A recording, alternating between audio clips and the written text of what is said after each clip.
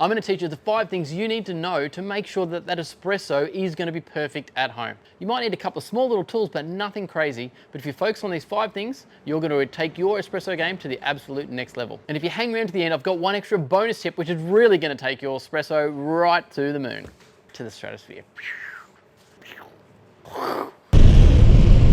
Tip number 1 is correctly age beans. Fresh roast is the key to great espresso. Now you might go down the supermarket and buy yourself a bag of beans. When you spin it around, you may have a batch date or a identification number for that bag, or a use by date or a best before date. What you actually need is a roast date. It's the date that the beans have actually been roasted. So when you've got the product, you know how it's going to react. Now, if it's before 10 days, it might be a bit full of CO2. Basically, that's going to give you really big amounts of crema. It's going to be a little bit more tangy on your palate, but essentially that crema will collapse very quickly.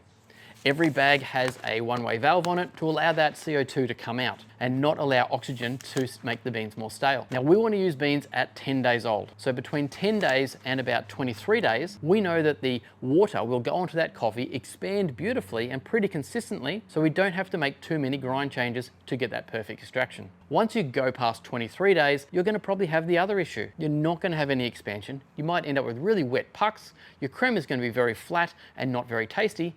And any of those subtle flavors that you might have had originally in that peak window, beautiful sweet fruits or the juiciness in there, will be depleted. It'll just be a flat, boring cup of coffee that you might as well buy a cheap bag of beans and not even worry about it from the supermarket. Is 23 days a hard cutoff? Well, we've tested and found that has happened. But if you've got some beans that might be nitrogen flushed or a lighter roast, those dates might push out a little bit. But test it, see how you go. Tip number 2 is fresh ground coffee every time. It doesn't matter what you're doing with beans. If you've got some fresh ground coffee, it is far better than pre-ground coffee. So don't buy some pre-ground product from the supermarket or your mate who gives it to you. Just get them in whole bean format and grind them fresh. This applies to any brewing method. Keeping things as a whole bean locks in all that goodness in the flavor, but the minute you grind it, air oxidizes so many more of those particles and wrecks the beans. When we focus on espresso, the biggest thing I want you to think about is if you've got a hopper grinder and you haven't used that grinder since yesterday, from your burrs all the way through the chute to where the next coffee falls into your portafilter handle, there is grind sitting there from yesterday. You need to purge that out. I usually set up a single dose button for about 4 or 5 grams, and before I then make a coffee, I purge out that amount of coffee. I throw it away, and then I make my full dose, taste that, and see if I need to make an adjustment. So many people tell us that their first cup of coffee in the day is terrible, and that is what's happening. You're getting half old grind from yesterday and half new grind, and it just doesn't work. So grind out, waste a little bit, but you're going to get a much better cup straight away. So there's a huge trend about single dose grinders, and we're selling lots of them, and they do suit particular people. It means you pre-weigh your amount of coffee, you start your grinder, and you throw them in, and essentially all of that grind that you put in the top will end up out the bottom. So that avoids the issue of having grind stuck inside your grinder. But essentially, you've got a little bit more work to do. So it's not for everybody. But single dose grinders are great if you want to play with some different beans. You know, single or a decaf or a blend, you've got that flexibility to play with them. It may not be for you, but maybe look and see if that's an option that's going to help you with a little bit of wastage, or going on a bit of a flavor journey with some different beans. Number 3 is your extraction recipe. Now you might have seen us talk about recipes a lot. Now we usually use a 22.5 gram dose in a double portafilter basket. We talk about 1-to-1 recipe being a ristretto and 2-to-1 being a normal. And we usually put that 22.5 gram dose at about 30 seconds of extraction time. Now we deep dive on this topic so often, but what we forget sometimes to talk about is temperature. It is the 4th part of your recipe. Now if you've got a medium roast coffee, you might be able to sit in a medium temperature of your water, which is somewhere going to be around 93 to 94 degrees. If you're going to be looking at a lighter filter roast, we want to start to hit something like 96 degrees because it's less roasted, it's a more dense bean, and we've got to use that heat to get inside that bean to get the flavor. If it's a darker roast, you can try going a little bit cooler. You might be able to go 92 or maybe down to 90 and just see what impact you're going to have. But because that bean has been roasted, we can get access to the cell of that bean a lot easier with a lower temperature.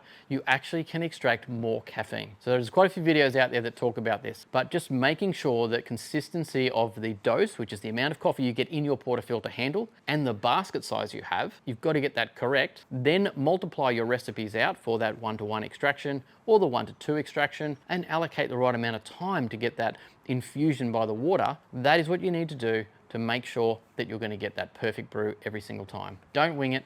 Don't guess it. Don't just kind of put a little bit in here or there. You're only going to set yourself on a path for terrible flavor. Number 4 is distribution and tamping. There are a few tools that you may need in this space, but definitely you want to have a tamper that fits your basket.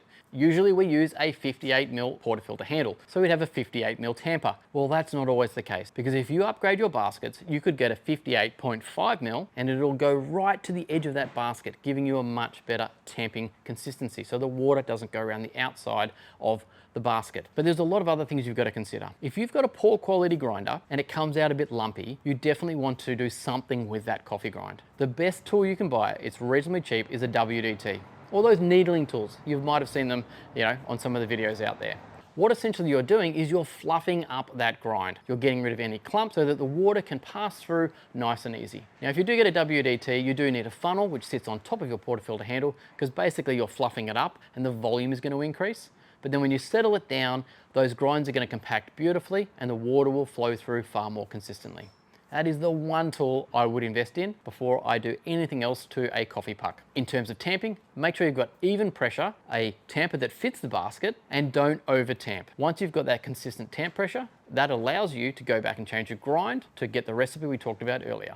Now, I did mention if you've got an issue with a grind that's super clumpy, to use the WDT. But if you spend a little bit more money and got a much better quality grinder, you're not going to have that issue anymore. Some of the issues you may have is actually just consistency in how you're distributing that grind. So a bit of a tap here or a level out there is okay, but you may need something like an NCD tool, which will just sort of polish and distribute the top surface of that coffee. It doesn't tamp it, but essentially it helps to remove any of the holes or some channeling that you may find that's going to occur. So sometimes people go and buy the best grinder and then they buy a WDT tool, but they don't need it because the grind is so good. So just monitor that yourself and work out if you do need some of those tools based on the investment you put into your coffee grinder. Number 5 is assess and log your coffee journey. So many people don't write a little note or have an idea about what they did yesterday so that they can repeat it today. We talked about recipes, we've talked about grind settings that you might have maybe on your grinder, a little notch or a mark or something like that. You need to make yourself a log and relate all of those settings back to the age and the beans that you've bought, and just write some sort of descriptor. Was it sweet? Was it bold? Was it acidic? Whatever it is that you think you need to write down about those beans, and maybe attach it to your favorite blend. Mine's Champion blend, by the way, so write down Champion that you love. It's sweet, bold, whatever it might be. And then you've got that record for next time that you go to use those beans. You've got a reference point to start from. So many people say that when they're trying to dial in, they waste so many beans. Now, I feel sorry for them because I always think, do they have a record to start from? Or are they just trying to guess to try and dial this in? It's really not that hard when you've got some sort of parameter to begin with. And what you've got to do is taste the good shots, taste the bad shots, because you never know what you might be achieving by doing a fast extraction. Some beans do like that. Some different roast profiles love that faster, quicker extraction. Some like to be slower, brewed heavier to extract more of those dissolvable solids and getting that real sweet, thick, sort of syrupy extractions. But if you're not going to taste the bad and the good, you'll never know what you actually like and what you're trying to fix. There's a little book that we came across quite some time ago called 33 Cups of Coffee. Now, it does dive in quite deep with this flavor chart here where you can really start to analyze a lot of things. But look, this might be a help for you or a gift to a friend or something that you know loves coffee, just so they can start to track some of those things. You can write down the origin, the roast profile, and your favorite beans that you bought from your local roaster, but at least there is some sort of guide to get you to refer back to when you do bring that new bag of beans home and you want to enjoy it as quick as you possibly can.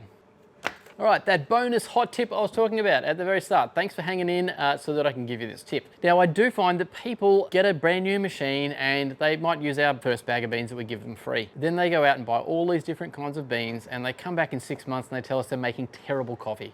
And the reason is you did not understand how to make a recipe and understand how to implement that with a consistency of the age and the coffee they've been using. So just stick with the same coffee, get the age right, get your recipe right, do it for about 6 months, and then you'll be able to use those skills that you've learned because you've been able to replicate them and make consistently good coffee. Then go and buy some other beans. Then try something else from your mates. But it's just all too often, I just keep hearing that people end up falling over a particular bean because it kind of works for them. Well, unfortunately, you've just managed to stumble on a roast that seems to work with your process rather than you being able to go and explore and learn more about coffee, because you can actually adjust your parameters to the different types of roasts and beans that you've got access to.